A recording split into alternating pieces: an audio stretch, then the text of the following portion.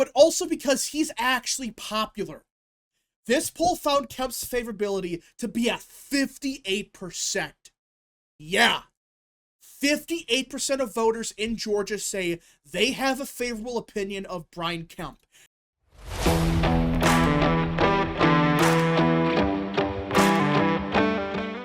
What is up, people of the internet? It is me, Real American, back in with a new video, and I hope everyone is having a great day. I'm having a great day myself, and before I get into it, don't forget to like, subscribe, share with your friends, and of course, join the channel today. These are all great ways to support the daily content, but enough of the promotional stuff. Let's get into it because we have a brand new poll from the state of Georgia, and well, to say it's a disaster for Democrats would be an understatement. Now, I want to be clear that this doesn't automatically mean that Democrats are going to lose the Georgia Senate race in 2028, but this is one of the first polls we got, and it is not good for Democrats whatsoever. So let us get into it. Georgia Republican Governor Brian Kemp leads Democratic Senator Jon Ossoff in a hypothetical matchup in next year's Senate race, according to new polling from a conservative group.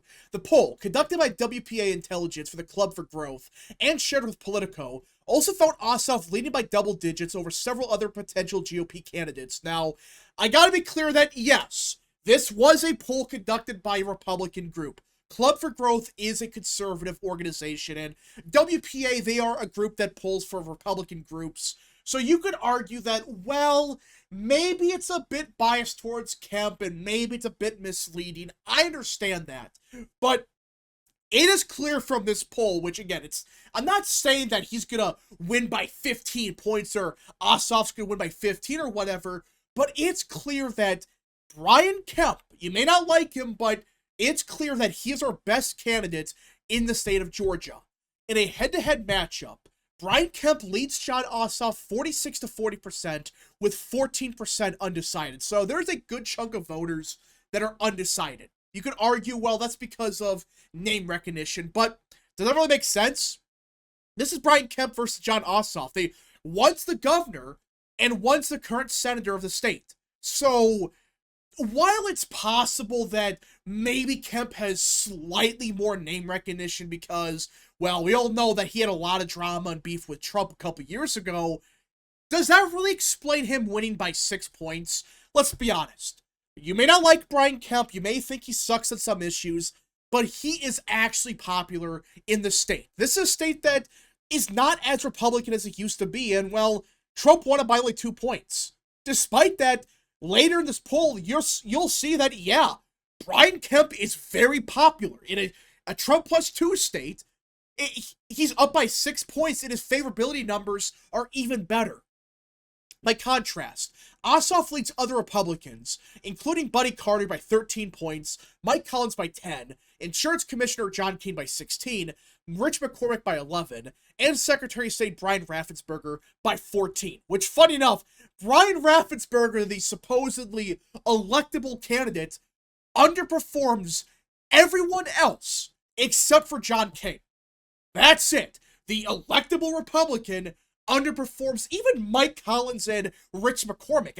Mike Collins especially, he's someone that you would think would be such an unelectable candidate, but according to this poll, Raffensperger's actually one of the weakest candidates they could run. But either way, it's clear that Jon Ossoff has a clear advantage over everyone else. Now, is that because of name recognition? Yes, I really believe he's up by so much because of name recognition. But at the same time, it's clear that Brian Kemp is a far stronger candidate in Georgia than, say, Mike Collins, Buddy Carter, John Kane, Rich McCormick.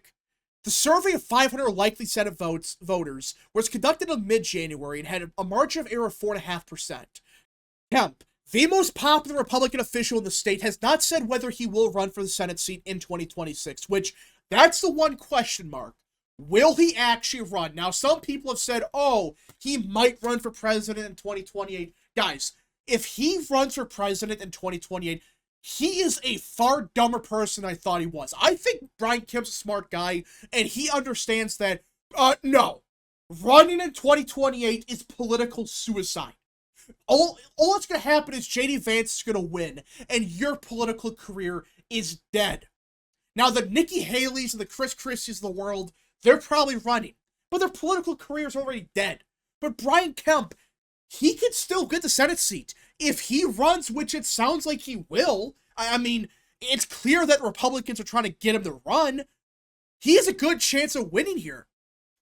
The 2026 Senate map is notably small, and Georgia's one of the best GOP pickup opportunities. And this is why this is critical, that Brian Kemp is pulling so good against Ossoff, and it sounds like he's probably going to run. You look at the current map, and it becomes apparent that Republicans don't really have that many pickup opportunities. Now, let's just assume that they hold on to these states. They hold on to places like Ohio, Florida, Texas. At the bare minimum, they're at 51. And let's assume they win North Carolina, they're at 52. So listen, they're not going to lose the majority. They're going to keep the majority. It's a question as to, will they expand it or will they lose seats? And right now, you look at the map, and if we hold on to North Carolina and Maine, there's really only 3 states that you could make the argument that, hey, maybe we could try to pick up a state or two here.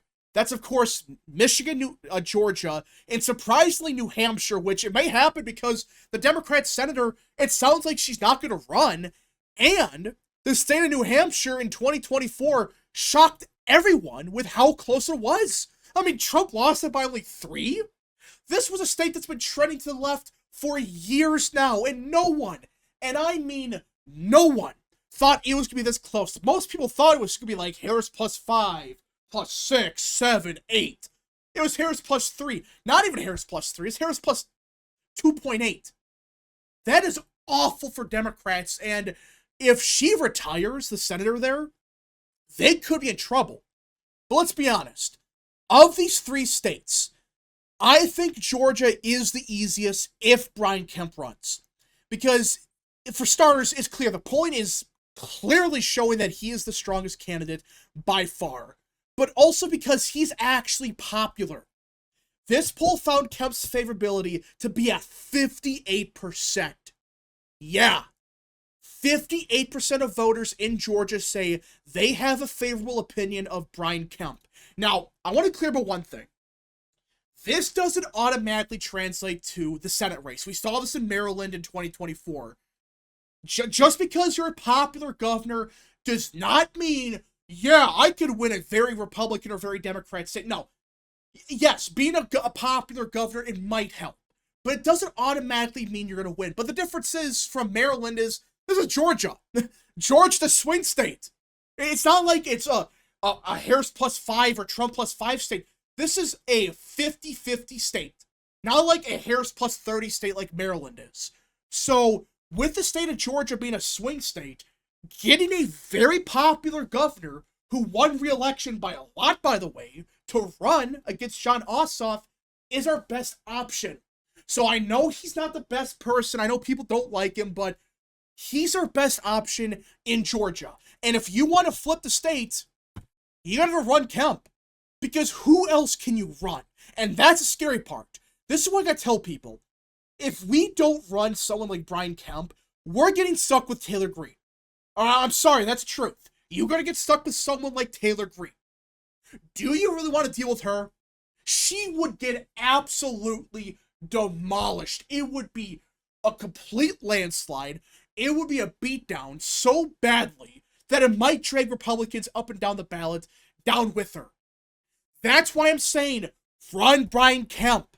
It's clear he has name recognition. People like him. And while the Trump stuff is bad, again, for those that don't know, Trump and Kemp, they're not the biggest fans of each other. But it seems like in recent years, they've gotten that kind of fixed. Even in 2024, Brian Kemp did help Trump win Georgia. And it's not like Brian Kemp's a complete rhino like Phil Scott or Charlie Baker. Brian Kemp is actually very good. The thing with him is, though, one day he does something really good, and the next day he says, or really his wife sometimes says something so stupid that it pisses everyone off. That's Brian Kemp. On the actual issues that matter, Brian Kemp's solid. He's a fairly conservative guy. But again, sometimes he says and does stuff, like his wife does, that pisses a lot of people off. It's like, what are you doing, dude? Just shut your damn mouth and you would have no issues. Now, the big question is, if Brian Kemp runs, will Trump support him? I honestly have no clue. Like, if I'm being honest, I don't know how Trump's going to react to Kemp running, because if Kemp runs, you're going to get some MAGA challenger to him, like a Taylor Greene type. But the thing is with Taylor Greene, again, no one likes her now. It's like, would Trump support Greene? I mean, you would think so, but at the same time, it's like, would Trump know that she's a weak candidate and Brian Kemp's our best option? I don't know. So I'm hoping that no one runs and we just get behind Brian Kemp right away. The entire GOP of Georgia, they get behind Kemp and prevent someone like Taylor Greene from running. Because can you imagine Taylor Greene running for the Senate seat? I don't think she can. I don't think she can even win a primary now. That's how unpopular she has become. But even then, if she somehow snuck her way past the primary, John Ossoff would absolutely mop the floor with her. She would get wiped off the face of the earth. It would be a disaster. We might lose the governorship. It would be that bad. So run Brian Kemp. And there are other options. I get that Buddy Carter, excuse me, could be a decent option, maybe. Maybe something like Mike Collins, though you could argue he says some stuff that might make him unelectable, I guess. But our safest and I would say our best bet would be to run Brian Kemp. He's our best option at expanding the map. Because if we win Georgia, we more than likely have 54 in the Senate. Well, even if we lose Maine, yeah, we lose Susan Collins, but we replace Collins with someone like Brian Kemp, who, yes, can sometimes be seen as a never-Trumper, but at times is actually good on the issues. So, Brian Kemp's not perfect, but it is critical to win Georgia. And if we somehow, like, let's say we hold on to Maine, which I think we will, if we somehow win a place like Michigan, we got 55 in the Senate. In that scenario, we don't have to worry about Susan Collins, which, again, she's not the worst, but of course she has to be a bit more moderate because of Maine. You don't have to worry about John Curtis from Utah. You don't have to worry about people like Murkowski. And at that point, McConnell's gone in 26. So you would have a much bigger majority, but a real one, a real conservative majority in the Senate. That's why this is a big deal for Brian Kemp to run. So I hope he runs. I hope that Brian Kemp decides to run for the seat. Doesn't mean he's going to win by 30. Of course not. You're going to get John Ossoff, who I still think is a fairly weak candidate. I mean, people make it sound like he's such an electoral juggernaut, but yeah, he did beat David Perdue, but that was under circumstances that, quite frankly, any Democrat would win that race, if I'm being honest, outside of maybe some far-left, progressive lunatic. You know, outside like that, no one would lose that race. That was a race that Republicans blew themselves. They would have lost to basically anyone else. So John Ossoff, I think, is just not the best candidate anyways, and Brian Kemp has a machine being built in Georgia, and he's relatively speaking beloved. I think it's a good combination, but I know there's a lot of criticisms against the guy. I understand that, but Brian Kemp is our best option in Georgia. If you want to win the Senate race, if you want to be serious about it, we got to pick Brian Kemp. Now, let's hope there's no primary, because if there's a MAGA challenger like Marjorie Taylor Greene, I have this sick feeling that it's going to end in a disaster. Like, I think Kemp wins the primary, but if you have that type of primary challenge, it could get ugly. And it could possibly hurt Kemp in the general. But let's hope we don't get to that point and just nominate Brian Kemp. Don't have a real challenger. Get behind him right away. No BS happens. And hopefully we get Brian Kemp in the Senate in 2026. Anyways, folks, thank you so much for watching. If you guys did enjoy, smash the like button down below. Subscribe, share with your friends, hit that little bell. Follow the social media accounts in the description down below. And of course, join the channel today. Godspeed to all of you.